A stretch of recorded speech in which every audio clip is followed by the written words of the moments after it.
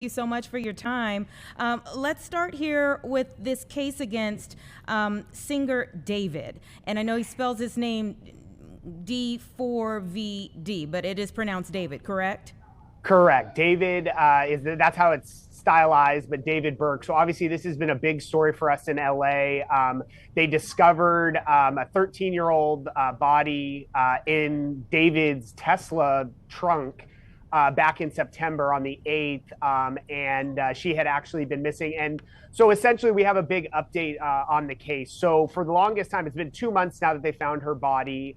A lot of people had suggested, they found the body in David's trunk. How is this guy not being looked at as a suspect? There's also some allegations that he was possibly dating or in some type of relationship with Celeste. So you would imagine, he's the main suspect. LAPD has, up until this point, really said they have no, publicly at least, have been saying that they have no suspects. So yesterday we got some information that internally in the LAPD, yes, they are in fact considering David a suspect in this crime. They're looking at this like it's a homicide. They've been waiting for the medical examiner to get back with the toxicology so they can actually have the determination of how she died first. But at least internally, they are looking at David as a suspect, and they are looking at this as a homicide. And they have reason to believe that there might be other people involved who helped him carry this out. Okay, and they've searched his home. What did they find?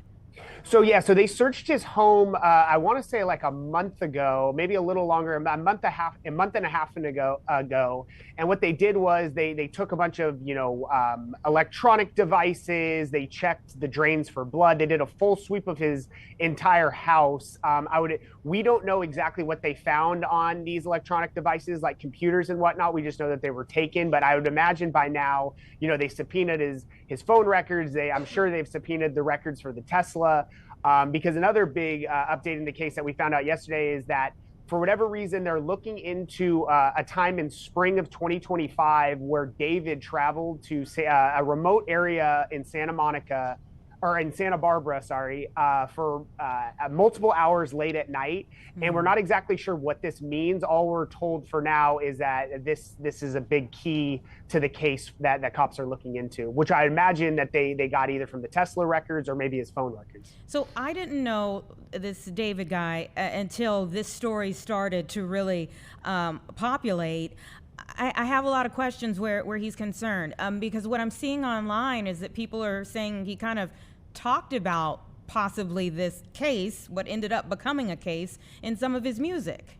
Yeah, totally. So I wasn't super familiar with this guy's music, but he is extremely popular, especially with the younger generation. I mean, he played at Coachella, I believe it was last year. He was one of the acts there. To your point, his music is very kind of emotional, very dark, and he has a lot of visuals he uses in his music videos that is quite gory. At one point, he was selling merch that had, fake blood on it.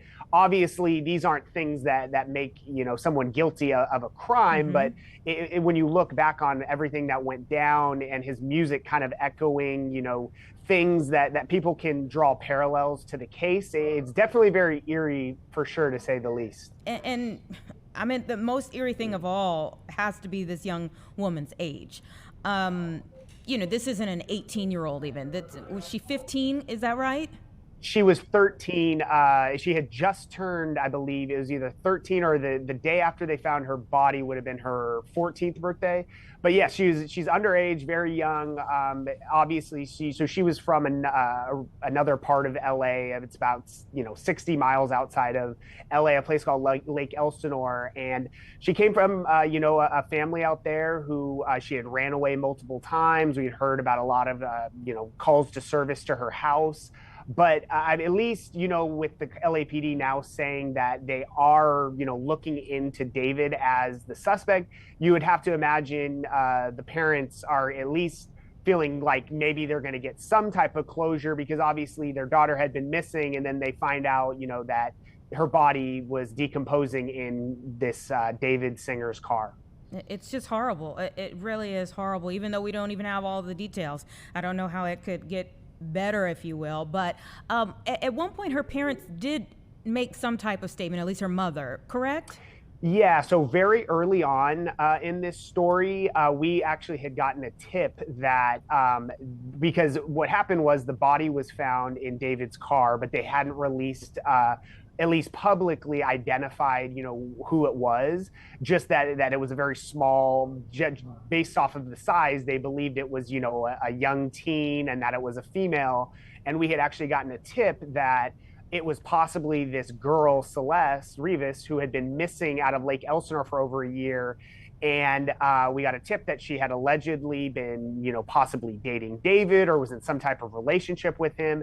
And so we, reached out because there were missing posters for Celeste that were posted on Facebook. So at the time, we had reached out and spoken to the mother, who had confirmed she hadn't at that point heard from LAPD, but the tattoo, she had matching tattoo with David on her finger, which they had at that time they had released that she had this tattoo, and the mom did confirm to us that she hadn't seen her daughter in over a year, and that she did have this matching tattoo. And then turns out she ended up being they have released that she was the body they found in the car. Oh my goodness. Okay, just a few more questions for you on this particular thing.